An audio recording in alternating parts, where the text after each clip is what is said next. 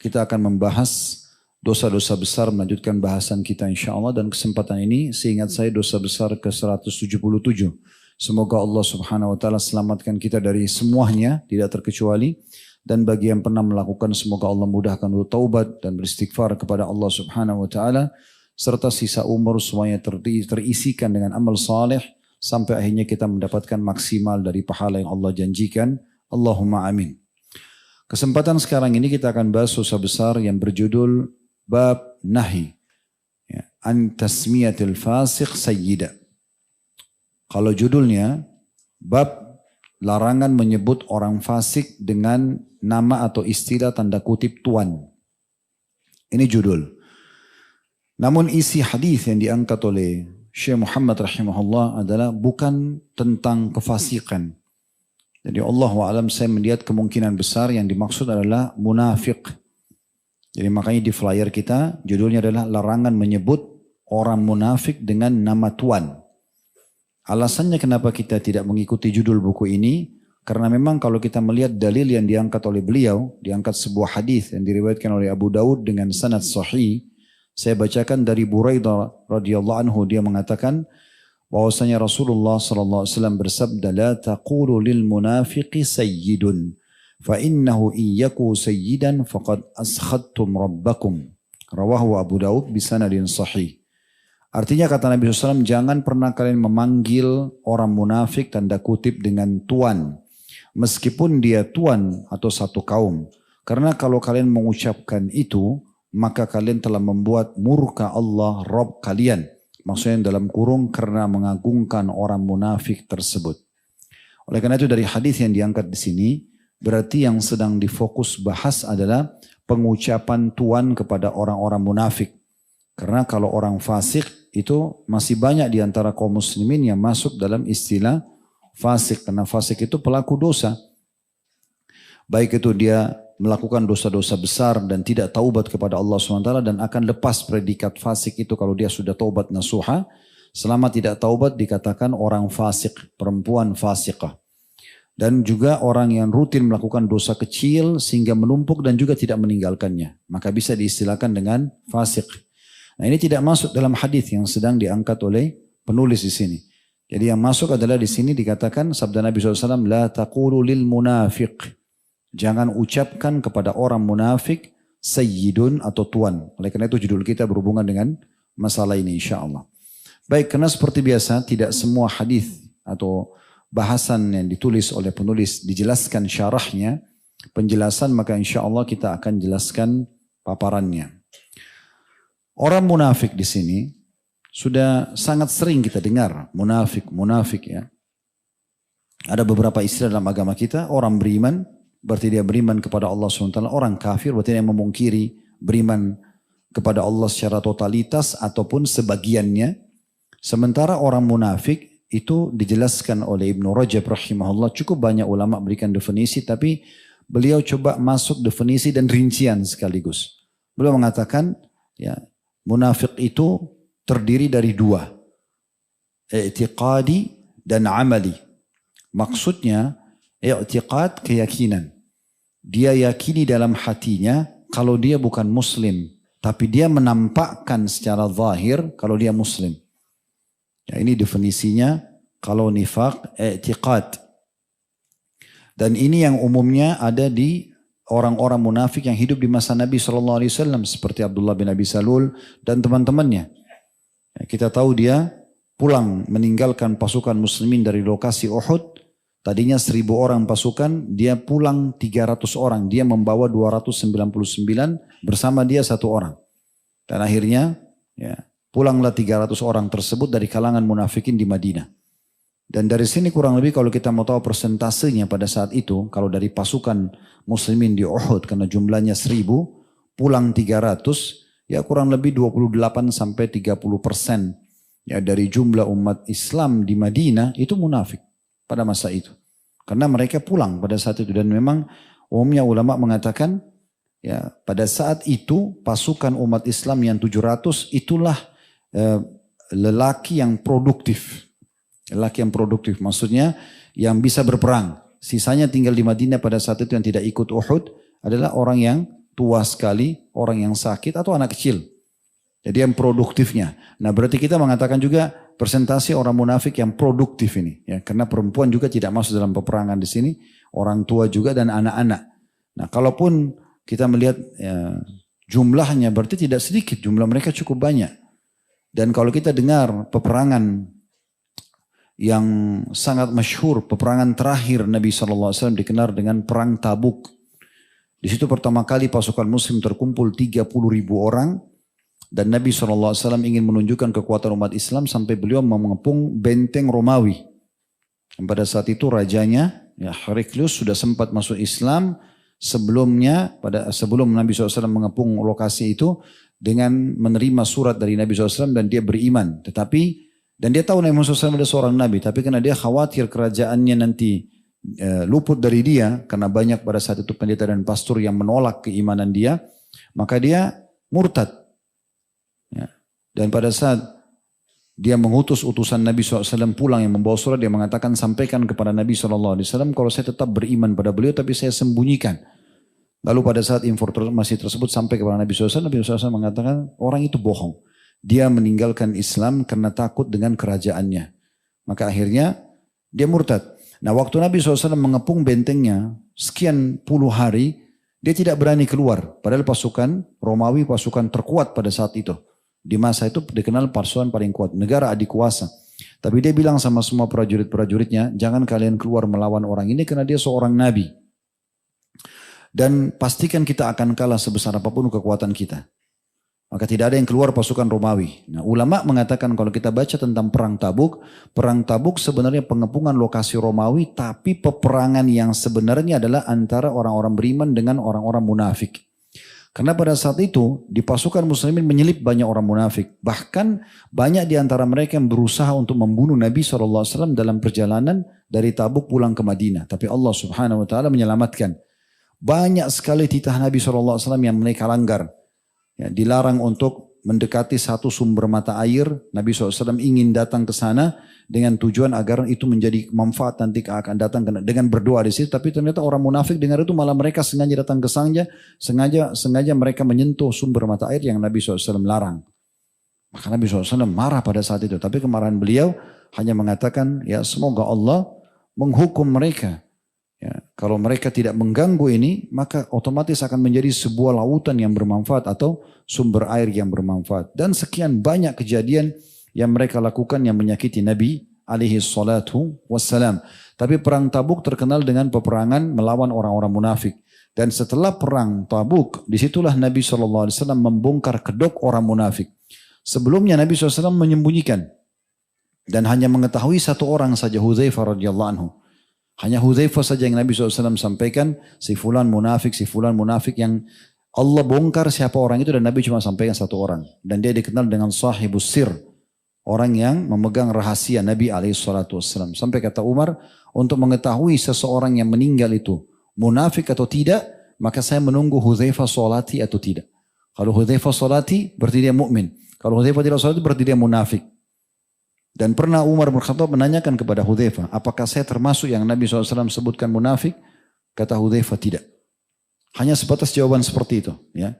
Tetapi setelah perang Tabuk, Nabi SAW ya, karena marah dengan perbuatan mereka. Selama perjalanan banyak sekali mereka lakukan masalah-masalah dengan kaum muslimin, dengan Nabi SAW. Bahkan berusaha membunuh Nabi. Maka Nabi SAW mengatakan, pada hari ini saya akan membongkar siapa saja munafik di antara kalian. Yang saya sebutkan namanya keluar. Berdiri dan keluar. Maka Nabi SAW mengatakan fulan berdiri. Disebutkan satu persatu. Dipermalukan oleh Nabi SAW kalau mereka adalah munafik. Sampai ada satu orang sempat keluar dan dia menyesal. Dia nangis. Dia selama ini sembunyikan. Tapi dia juga antara mau beriman dengan munafikannya. Maka dia keluar dari masjid dan Umar tanya. Kenapa kau menangis? Dia mengatakan Rasulullah mengatakan saya salah satu dari munafikin. Maka Umar marah mengatakan semoga Allah membinasakan kamu.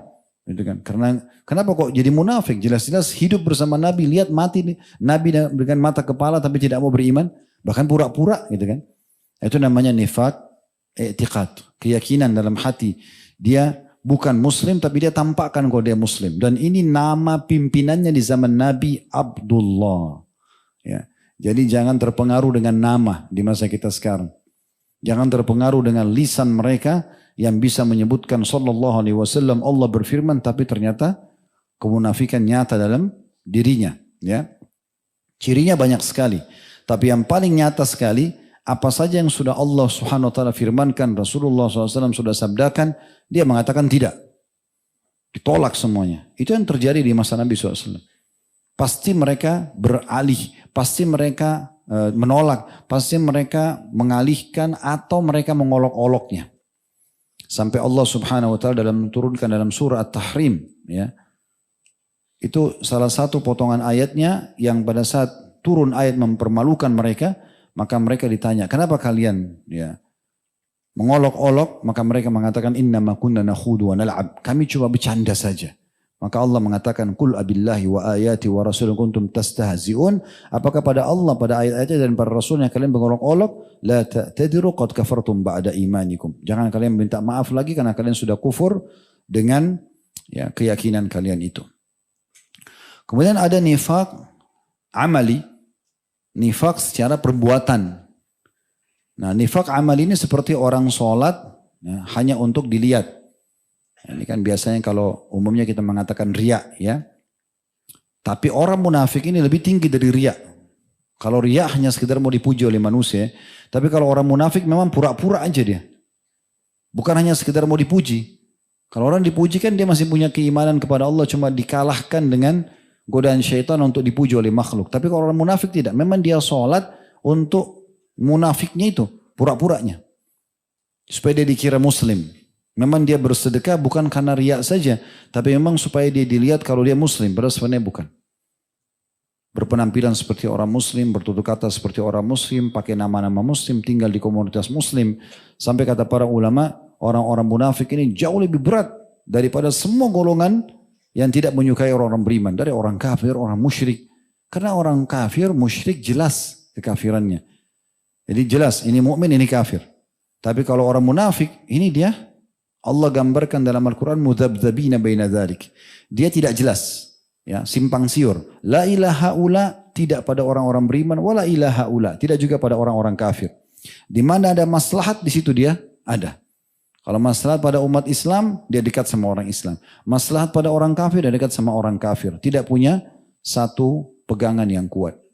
Nah, kalau kita gabungkan keduanya, semua nifak i'tiqadi, semua kemunafikan yang salah secara hati memang dia pungkiri Islam. Dan cuma menampakkan Islam, pasti dia punya nifak amali. Pasti dia punya nifak amali. Pasti semua perbuatannya hanya karena untuk menampakkan kalau dia Islam padahal sebenarnya tidak. Tidak ada harapan, dia tidak punya keinginan untuk dapat pahala. Tidak ada. Kalau kita kan umat Islam yang punya keimanan, mungkin sekali-sekali orang riya, tapi yang lainnya mungkin dia berbuat ada yang ikhlas. Kalau orang munafik memang semuanya tidak ada. Memang dia tidak berharap pahala, dia tidak yakin ada pahalanya.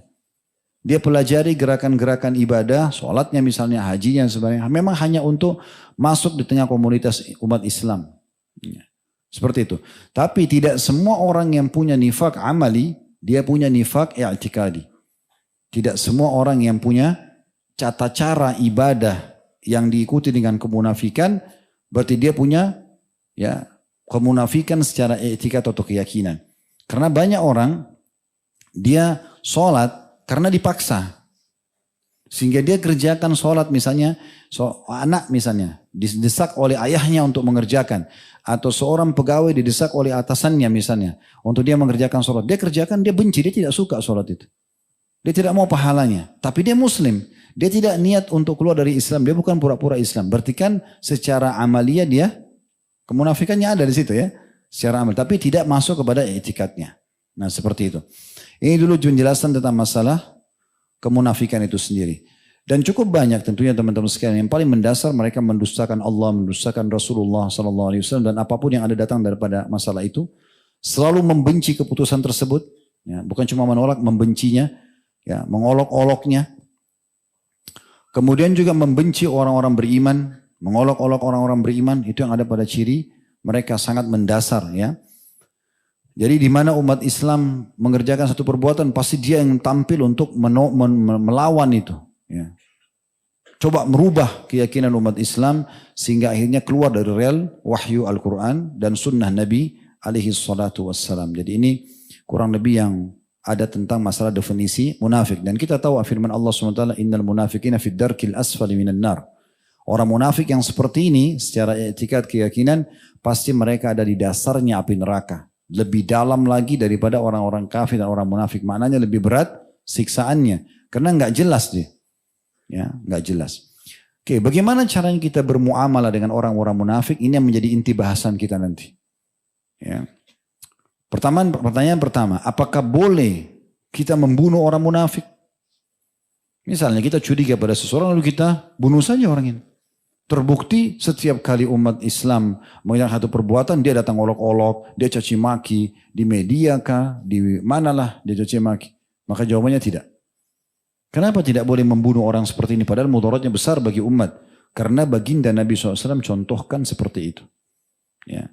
Berapa kali orang munafik jelas di masa Nabi SAW dan tinggal sahabat dititah kalau Nabi tebas lehernya.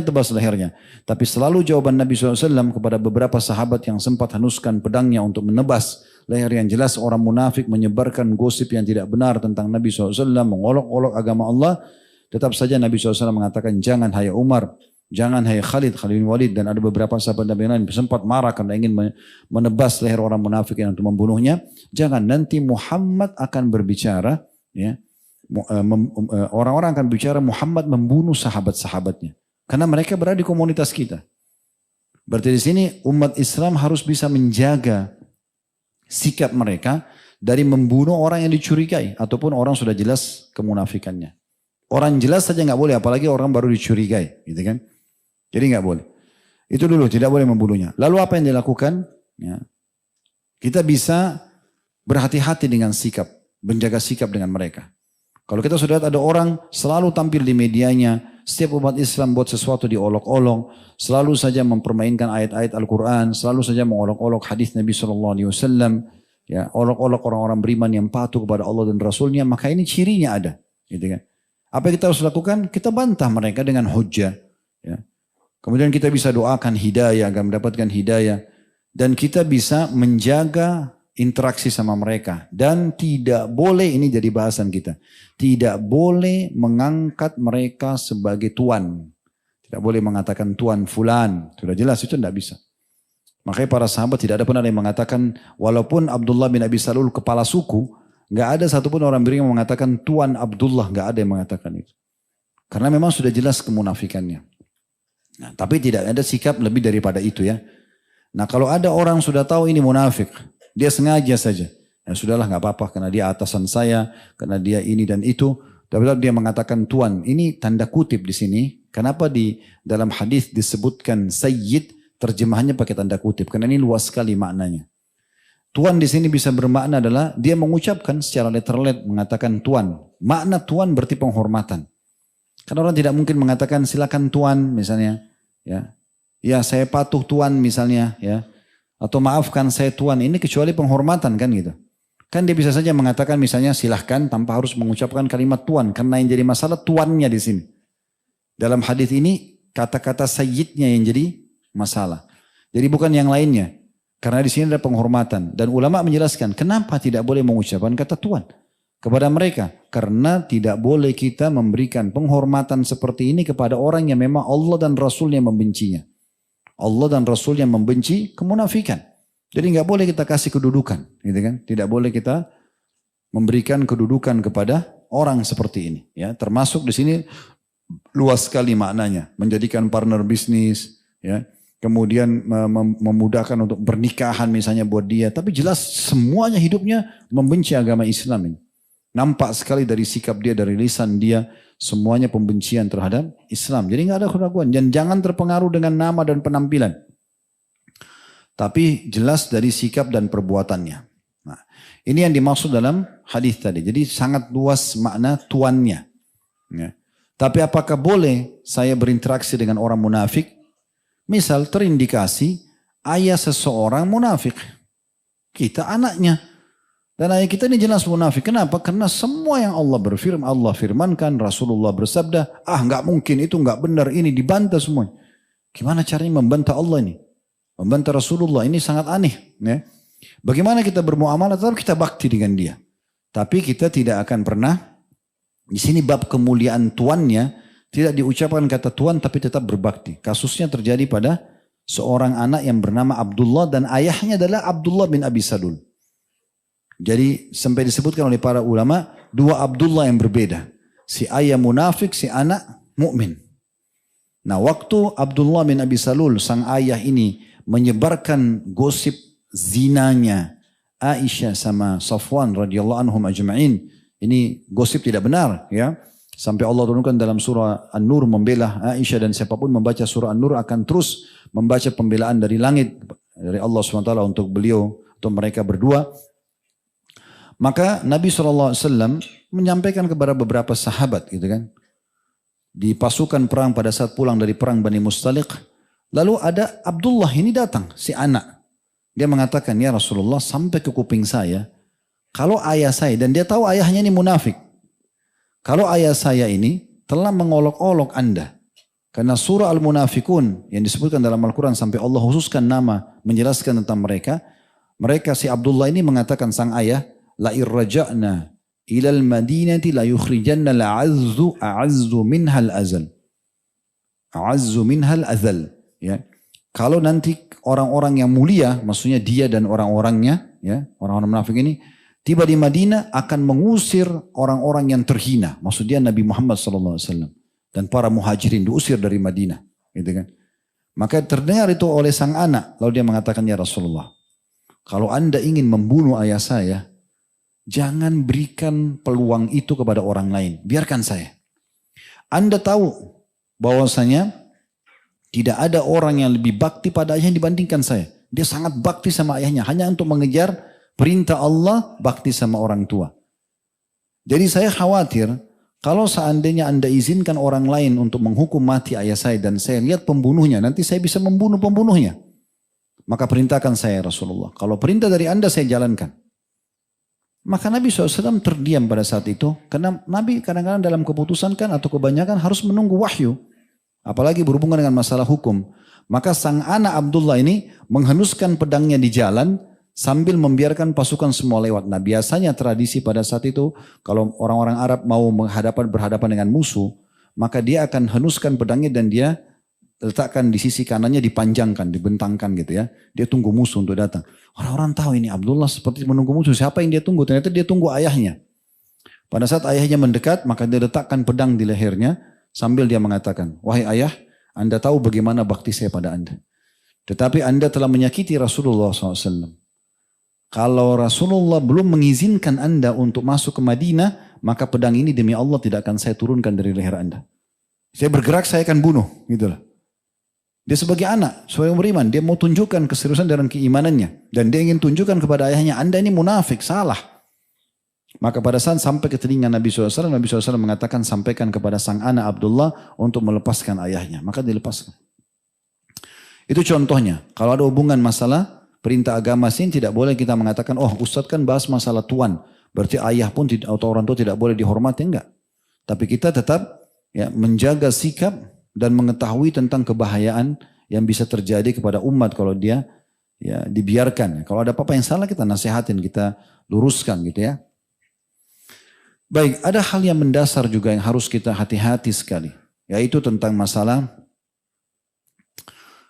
ciri orang munafik. Kita kembali mereview kembali hadis-hadis yang masyhur berhubungan dengan masalah ini. Kalau orang munafik itu adalah orang yang lebih berat dari orang kafir, maka kita harus hati-hati teman-teman sekalian. Saya ingin jelaskan dulu begini. Banyak orang di antara kita, dia mau meninggalkan satu perbuatan dosa, ya, kalau dia sudah mendapatkan dosa yang sebanding sebagai contoh. Mungkin bagi dia ini masih kecil, contoh misalnya. Ada orang tidak mau tinggalkan khamr, minuman keras. Kenapa dia tidak mau tinggalkan? Karena bagi dia itu masih biasa saja. Narkotika, minuman keras itu dosa, tapi ya sudahlah nggak masalah. Tapi kalau kita datangkan babi, dia nggak mau makan. Kalau ditanya, kenapa kau minum khamr tapi kau makan babi? Dia akan bilang, oh itu tidak boleh. Maka dia harus diberikan pemahaman orang ini khamr sama babi sama-sama dosa besar. Nah baru dia faham kalau ini tidak boleh dikerjakan. Nah seperti itu. Jadi kalau ada satu dosa yang kita selalu masih anggap remeh, datangkan yang seimbang dengan dia, yang kita tidak suka, biar faham. Itu nggak boleh gitu. Ya, fahami baik-baik bahasan kita tentang masalah munafik. Ini orang golongan yang paling berat. Ya. Dan sudah disebutkan dalam hadis sifat-sifat mereka. Nah, tidak boleh orang beriman berada di salah satu sifat-sifat ini. Karena nanti akan membawa dia kepada kemunafikan tulen nanti. Walaupun dia awalnya beriman, dia bisa beralih nanti. Dan beralih ini bahaya sekali, apalagi di akhir hidupnya. Dia meninggal, langsung masuk ke neraka, kekal selamanya. Nah itulah yang Nabi SAW sebutkan dalam hadis riwayat Muslim. Ya. Ayatu min alamatin munafik thalatha. Termasuk tanda-tanda orang munafik 3. Idza haddatsa kadzab. Kalau dia berbicara dia bohong. Ya, berarti tidak boleh bohong bagi orang Islam. Selesai. Kapan dia masuk itu berarti dia berada pada salah satu sifatnya orang munafik. Ya. Kemudian wa idza wa'ada akhlaf. Kalau dia berjanji dia pungkir. Nanti kita berikan contoh-contohnya insyaAllah. Wa idza atumina khan. Kalau diberikan amanah maka dia berkhianat. Riwayat lain, riwayat Imam Muslim, ayatumul munafiki thalath. Ingatlah kata Nabi SAW, tanda-tanda orang munafik, jangan sampai kalian memilikinya, jangan sampai kalian terjerumus di situ, ada 3. Ya. Wa in sama wa shalla wa za'ama annahu muslim. Walaupun dia itu puasa, dia sholat, ya, dan dia mengaku muslim. Lalu Nabi SAW sebutkan, kalau dia berbicara dia bohong. Perhatikan ya, jadi tanda-tanda orang munafik kata Nabi SAW, 3. Walaupun orang itu puasa, Ramadan penuh puasa, Senin Kamis puasa, walaupun dia puasa. Wasalla, walaupun dia sholat 5 waktu. Waza'ama anna muslim. Dan dia termasuk orang muslim. Tapi tanda-tanda kalau ada ini berarti ada tanda-tanda kemunafikan padanya. Sholat di masjid iya, tapi masih bohong. Puasa Ramadan iya, tapi masih pungkiri janjinya. Ya. Dia kerjakan puasa dan sholat ini, tetapi dia masih mengkhianati amanah. Ya, ini bahaya sekali ya. Berapa banyak orang begitu. Ya, walaupun dia ikut di majelis taklim, dia sudah ikut pengajian, tapi suka dusta. Ya. Transaksi jual beli sama temannya sesama pengajian menipu. Berapa banyak ikhwah datang kepada saya menghasakan itu. Ustaz, saya kenal seorang ikhwah di pengajian, lalu kami sepakat untuk bisa sama-sama, ternyata dia menipu. Banyak sekali. Kan gitu. Berarti ada padanya, kata Nabi SAW, walaupun dia puasa. Dan ini bahaya sekali. Ini bisa menjadi seperti virus kata ulama. Dia nanti kalau dibiarkan terus ini bohongnya atau pungkiri janjinya atau ingkari dia khianati amanahnya. Ya, apalagi kalau ada 3-3-nya. Kalau salah satunya aja ini akan membawa dia mendekati terus seperti satu benda yang terus mendekat pada induk benda yang lainnya. Ya, sampai dia memberhentikannya. Itu yang dimaksud. Makanya dalam hadis yang lain yang sangat masyhur dan ini hadis yang lebih jelas lagi riwayat Imam Muslim, kata Nabi SAW dari hadis Abdullah bin Amr radhiyallahu anhuma arba'un man kunna fihi kana munafikan khalisa. Ada 4 perkara ada pada diri seseorang pastikan dia munafik tulen. Tidak ada keraguan. Ya, dengan tidak ada keraguan. Wa man kanat fi khaslatun minhunna kanat fi khaslatun minan nifaq. Dan siapa yang ada padanya salah satu dari 4 ini pastikan ada salah satu ciri kemunafikan padanya. Ya. Ada ciri kemunafikan padanya. Kemudian kata Nabi SAW, hatta saya ulangi, arba'un man kunna fihi kana munafikan khalisa. Ada 4 perkara yang kalau ada pada diri seseorang pastikan dia munafik tulen. Wa man kanat fihi khasratun minhunna kanat fihi khasratun minan nifaqi hatta yada'aha. Dan siapa yang ada padanya salah satu ciri itu, ya, dia akan terus punya ciri kemunafikan sampai dia meninggalkannya. Lalu Nabi SAW sebutkan, idza tumina khan, diberikan amanah dia berkhianat, wa idza haddatsa kadzab, kalau dia berbicara dia bohong, wa idza ahada ghadar, dan kalau dia membuat perjanjian dia mengingkar atau tidak memenuhi, wa idza khasama fajar, dan kalau dia berselisih maka dia berbuat zalim. Dia berbuat zalim. Baik, kita cirikan atau kita rincikan sedikit tentang masalah 4 sifat ini. Ingat, kalau 4-4-nya ada berarti munafik tulen. Sampai dia tobat nasuha. Salah satunya pun tetap dianggap ada ciri kemunafikan yang nanti akan berhubungan satu sama yang lain. Jadi kalau ada yang sudah sering membuka pintu bohong, berarti pastikan dia akan mudah pungkiri janji, dia akan mudah khianati amanah, dia akan mudah juga untuk curang dalam perselisihan. Nah, pasti begitu. Kalau orang sudah pernah pungkiri janji, dia akan mudah bohong, dia akan mudah khianati amanah, dia akan juga curang kalau berselisih. Pasti begitu. Ini berhubungan satu sama yang lain. Jadi nggak bisa orang bilang, oh saya cuma suka bohong aja kok. Berarti sifat yang lain tidak ada. Enggak, ini akan memanggil satu sama yang lain, ini bersaudara kembar nih. Ya. Pasti. Kalau dia khianati amanah, pastikan berarti dia bohong, dan juga dia pasti akan pungkiri janji. Dan dia juga curang dia akan curang kalau berselisih pendapat. Atau kalau dia berselisih pendapat, dia pasti akan berbohong, dia akan khianati amanah, dia juga akan pungkiri janji. Itu pasti. Oleh karena itu makna hadis Nabi SAW tadi ini, kalau ada padamu salah satunya hati-hati. Karena ini akan saling memanggil dan bisa pindah ke level munafik yang tulen tadi. Ya. Maka ini perlu dinyocikan. Nah kalau masalah poin yang pertama tentang masalah kalau diberikan amanah dia berkhianat, kita kembali dulu kepada hadis ya. Yang terakhir yang saya bacakan ya, 4 hal ini. Itu disebutkan oleh Allah Subhanahu wa taala dalam surah Al-Anfal ayat 27, ya ayyuhalladzina amanu la takhunullaha war rasula wa takhunu amanatikum wa antum ta'lamun. Allah pertegas kepada orang beriman, hai orang beriman, janganlah kamu mengkhianati Allah dan Rasulnya, dan juga jangan kalian mengkhianati amanah-amanah yang dipercayakan kepada kalian, sedang kalian mengetahuinya. Amanah itu wajib ditunaikan dan dijaga dengan baik ya, kepada pemiliknya. Sebagaimana Allah sebutkan dalam surah An-Nisa ayat 58. Inna Allah ya'murukum an tu'addul amanati ila ahliha. Sesungguhnya Allah menyuruh kalian menyampaikan amanah kepada yang berhak menerimanya. Yang berhak menerimanya. Dan harus dijaga sebagai amanah di diri kita dari orang pemberi amanah tersebut.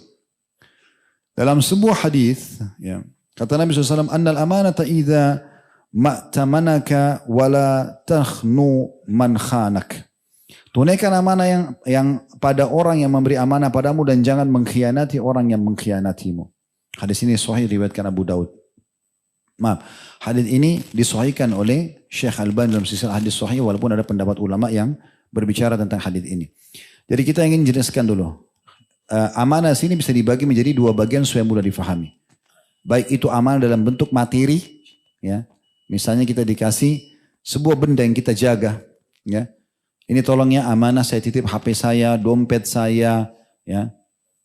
Di sini masuk juga amanah jabatan ya, seperti jabatan, ya, status sebagai suami, dia menjaga amanah istrinya, maksudnya apapun yang diserahkan tentang istrinya dia tidak ekspos di luar.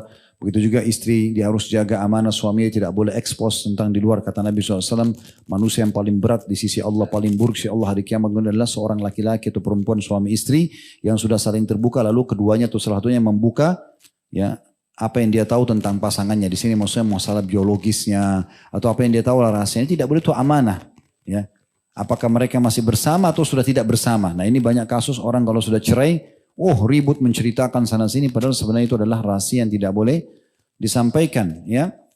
Nah, begitu juga dengan masalah jabatan, orang mendapatkan jabatan jadi kepala sekolah, ketua, kepala instansi, kepala negara dan segala macam, apa saja itu amanah ya yang dia harus jaga. Ini dalam bentuk benda dan jabatan itu ya. Yang kedua, ini yang banyak orang langgar ya, titipan, pesan, cerita, kata-kata ya.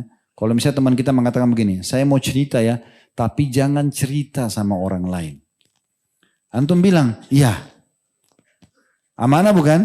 Amanah. Jangan antum pergi sama teman antum yang ketiga, saya mau cerita ya, tapi jangan cerita sama orang lain. Sudah khianat amanah. Ya. Berarti ada sifat munafiknya. Harus antum bisa belajar mengontrol apa yang sudah antum mengatakan iya silakan. Kecuali dalam satu keadaan kata ulama. Kalau yang diamanahkan adalah dosa, kemaksiatan yang bisa mendatangkan mudarat bagi orang umum. Ingat, bukan semua dosa ya. Kalau teman kita pernah menceritakan, saya pernah berzina nih. Bagaimana saranmu? Kita tahu nih. Ya nih. Oke, kamu tobat kepada Allah. Tutupi itu dulu. Tapi kalau itu ada mudarat untuk umum, misalnya orang ini bilang, saya mau mencuri nanti malam ya, jaga. Jangan sampaikan ke orang. Ini nggak bisa karena mudaratnya besar. Ini antum harus sampaikan, nasihatin. Kalau dia tidak mau sampaikan kepada pihak yang akan terkena mudaratnya, gitu kan. Jadi kalau dosa yang dititipkan itu adalah nanti bisa berbahaya secara umum, itu tidak boleh dijaga. Nah ini penting sekali. Ya. Kemudian yang kedua adalah tadi yang umum kalau berbicara berdusta, dan kita sudah cukupkan dengan hadis Nabi SAW, alaikum bisidq, kalian wajib jujur. Kata Nabi SAW, fa inna sidqa yahdi ilal bir, karena kejujuran akan membawa pada kebaikan. Bir ini kebaikan, jamaknya abrar. Allah bilang dalam Al-Quran, innal abrara lafi na'im. Orang-orang yang patuh itu, yang baik itu akan masuk ke dalam surga, kenikmatan yang abadi. Jadi kalian harus jujur, wajib jujur, karena jujur akan membawa pada kebaikan. Wa innal birra yahdi ilal jannah, dan kebaikan pasti akan membawa ke dalam surga. Wala yazalu rajulu yasduqu yataharra sidqa hatta yuktaba indallahi siddiqa. Dan seseorang jujur dan terus menjadikannya sebagai sebuah program dalam hidupnya konsisten sampai dicatat di sisi Allah sebagai siddiq. Berarti dia akan capai derajat tertinggi di surga dan dia akan jujur selamanya setelah itu. Kalau Allah sudah catat sebagai orang yang jujur, sudah sampai pada tingkat siddiq, maka dia akan jadikan itu sebagai polanya. Dan sebaliknya kata Nabi SAW, wa iyyakum wal kadhib, wajib kalian tinggalkan dusta. Ya. Fa innal kadhiba yahdi ilal fujur, karena bohong pasti akan membawa kepada kefajiran, perbuatan kriminal, kesalahan. Wa innal fujura yahdi ilan nar, pasti perbuatan buruk itu akan membawa ke dalam api neraka. Wa ma yazalu rajulu yakdzibu wa yatharral kadhiba hatta yuktaba innallahi kadzdzaba. Dan seseorang berbohong dan terus menjadikannya sebagai sebuah pola sampai Allah akan cap dia menjadi seorang pendusta. Di saat itu udah gak ada lagi orang yang percaya dia. Dia juga sudah susah mengobati dirinya. Ya. Ingat teman-teman, kita kalau membiasakan diri pada satu perbuatan, kayak misalnya antum biasakan nih, setiap Rabu malam datang ke Blok M, kita jadikan program. Itu kan jadi kayak satu kebaikan ya. Untuk meninggalkan Blok M di hari Rabu itu butuh proses. Syaitan akan butuh upaya berat sekali untuk buat antum meninggalkan. Karena antum sudah jadikan sebagai sebuah pola. Nah sama dengan dosa. Orang kalau sudah masuk dalam satu pintu dosa yang dia buka, untuk keluar dari situ tuh butuh perjuangan luar biasa. Karena syaitan tidak akan melepaskan kita dari jaringnya. Oleh karena itu selalu biasakan amal soleh menjadi pola. Karena nanti syaitan kelabakan untuk membuat kita meninggalkannya. Rutin jaga sholat 5 waktu, tutup aurat, pendapatan halal. Itu semua kalau antum sudah jadikan pola, susah syaitan membuat kita meninggalkannya. Nah tinggal cari ibadah mana yang belum kita jadikan pola. Ambil itu dan segera baca keutamanya, terapkan dalam kehidupan. Sehingga semuanya sempurna nanti. Jadi ibarat prajurit itu terpenuhi semuanya lapangan perang. Ya, dan tidak ada lagi celah untuk musuh bisa masuk. Nah seperti itu. Nah sama dengan dosa, tutup dia. Karena sekali dibuka satu dosa, untuk meninggalkannya itu tidak mudah.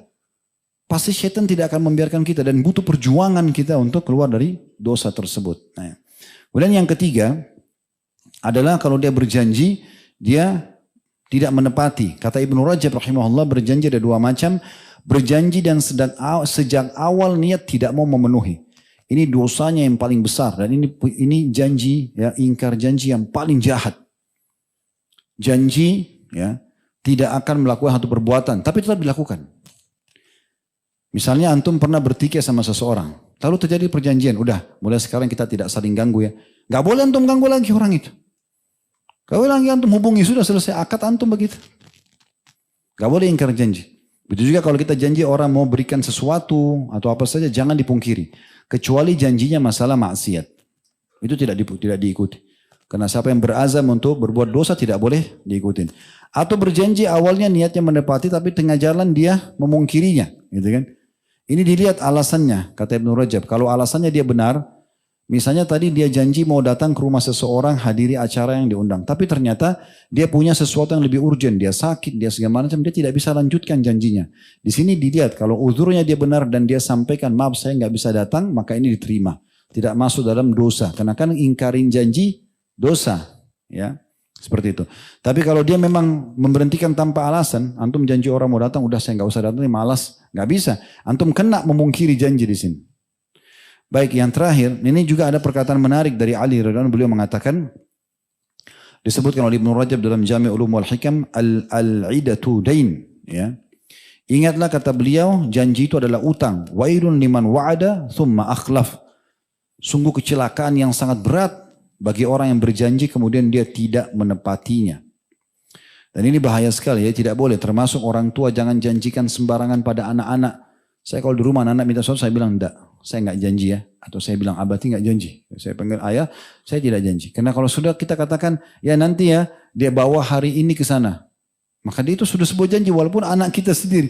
Walaupun dia belum balik, enggak ada urusannya. Seorang mukmin akan menepati janji sama yang kecil atau yang besar, punya jabatan atau orang miskin sama saja. Bagi dia harus ikuti. Yang terakhir teman-teman sekalian, yang keempat adalah ini kalau dia berbicara atau dia berselisih dia curang.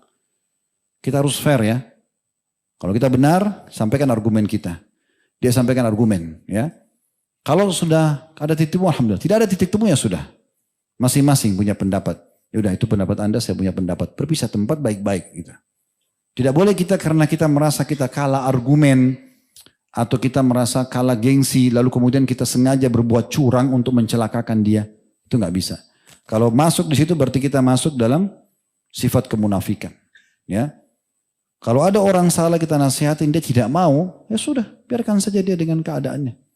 Nggak ada masalah. Saya akan menutup tema kita tadi dengan membacakan satu ayat dari surah At-Taubah ayat 68. Tentang ancaman Allah subhanahu wa ta'ala kepada orang-orang munafik yang bunyinya wa'adallahu al-munafiqina wal-munafiqati wal-kuffara nara jahannama khalidina fiha hiya hasbuhum wa la'anahumullahu wa lahum azabun muqim. Allah telah mengancam orang-orang munafik laki-laki dan perempuan serta orang-orang kafir dengan neraka jahannam, mereka kekal di dalamnya. Cukuplah neraka itu bagi mereka, Allah melaknat mereka, bagi mereka azab yang kekal. Dan bagi orang-orang tadi yang sudah kita ingatkan agar berhati-hati, jangan sampai nanti kita termasuk orang yang memiliki ciri kemunafikan tadi, maka harus betul-betul memperhatikan dan berusaha minta perlindungan kepada Allah subhanahu wa ta'ala agar tidak melanggar 4 poin tadi. Saya ingatkan teman-teman yang punya akad kerja. Siapapun di antara kita yang sedang bekerja di satu instansi, kita punya akad, maka kata Nabi SAW, al-muslimuna ala syurutihim, orang muslim harus sesuai dengan syarat yang disepakati. Tidak boleh berkhianat dengan akad tersebut. Akadnya masuk jam 7.30, keluar jam 5 sore. Harus jam seperti itu. Kalau kita telat datang 7.35 misalnya, lewat 5 menit aja minta keridhaan pemilik perusahaan. Ya, ini penting sekali. Jadi kita tidak boleh sama sekali ya melanggar akad tersebut. Karena kapan kita melanggar akad dan kita anggap remeh, ada pengungkiran ya akad di sini. Ada memungkiri ya janji. Juga ada masuk di dalamnya khianati amanah. Berarti orang kalau tidak mentaati dan menjalankan sesuai dengan akad, dia melakukan 2 sifat munafik dalam satu kesatuan atau dalam satu waktu. Dia sudah khianat ya, amanah itu, dan juga dia sudah ingkar janjinya. Ya, kalau dia tidak, pada saat ditanya misalnya, kamu tadi telat ya? Oh enggak kok. Berarti dia sudah gabungkan di waktu yang bersama 3 langsung sifat munafik dengan kebohongannya. Kapan ada temannya laporin misalnya, enggak tapi tadi kelihatan, security datang misalnya CCTV. Lalu dia mengatakan, enggak benar. Lalu dia mencoba mencari kesalahan orang yang telah melaporkan kesalahan dia. Di sini dia curang dalam perselisihan. 4-4-nya ada padanya dalam satu pelanggaran. Ini bahaya sekali. Ya. Jadi hati-hati sekali. Ya. Makanya tadi saya bilang, sekali buka pintu bohong, pintu ingkar janji akan terbuka, pintu khianat akan terbuka, pintu juga curang dalam perselisihan akan terbuka. Ini dalam pekerjaan sama. Ya. Itu juga dalam rumah tangga, itu juga dalam akad bisnis misalnya. Nah, kita harus betul-betul menjaga amanah tersebut. Karena dalam satu kesatuan, dalam satu perbuatan bisa bergabung 4-4-nya dan akhirnya menjadi sifat munafik yang tulen. Allahu a'lam. Baik, kalau begitu semoga apa yang kita bahas hari ini bermanfaat buat kita semua. Dan semoga seluruh amal soleh yang pernah kita kerjakan, yang sedang kita kerjakan, yang akan kita kerjakan, diterima oleh Allah SWT dengan pahala yang sempurna. Semoga Allah tidak tinggalkan satupun dari dosa yang kita lakukan, sengaja tidak sengaja, kecil ataupun besar, dimaafkan, kecuali dimaafkan dan juga diganti menjadi pahala. Dan semoga Allah mengamankan negara kita, menenteramkan, dan tidak ada permasalahan insya Allah. Allah langgengkan semua urusan-urusan kita dan urusan pemerintahan kita. terusnya, dan Allah menjaga kemerdekaan, persatuan dan kesatuan kita ini, dan terus saja kita berkembang dan menjadi contoh bagi negara-negara yang lain. Dan semoga Allah SWT menyatukan kita semua di surga Firdausnya tanpa hisab, mari satukan dalam majlis ilmu yang mulia ini. Kalau benar dari Allah, kalau salah dari saya mohon dimaafkan. Subhanakallahumma bihamdika, asyhadu an la ilaha illa anta astaghfiruka wa atubu ilaik. Wassalamualaikum warahmatullahi wabarakatuh.